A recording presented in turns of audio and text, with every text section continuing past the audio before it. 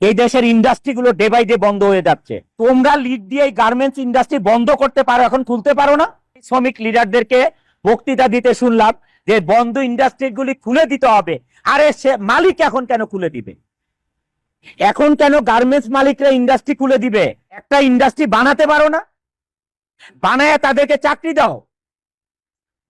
একটা ইন্ডাস্ট্রি এরকম করে বানায় তাদেরকে চাকরি দাও না পারলে। এখন কেন গার্মেন্টস মালিকদেরকে খুলতে হবে এইসব বন্ধ ইন্ডাস্ট্রি? আজকে যদি আমি ইন্ডাস্ট্রি বন্ধ করে দিই, এখানে 12,000 লোক কাজ করে, নট 12,000, 12 লক্ষ লোক জড়িত এটার সাথে। সাভারে, আশুলিয়াতে, গাজীপুরে 230 থেকে 240টা এই ধরনের গ্রুপ অফ ইন্ডাস্ট্রি বন্ধ করে দিয়েছে মালিকরা।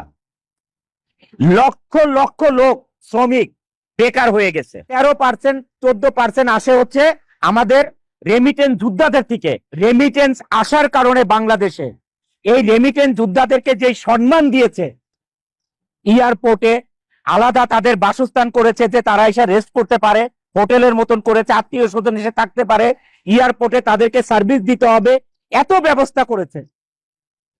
যারা 84% বাংলাদেশে রেমিটেন্স আনে তাদের জন্য আমি এটা জোর হাতে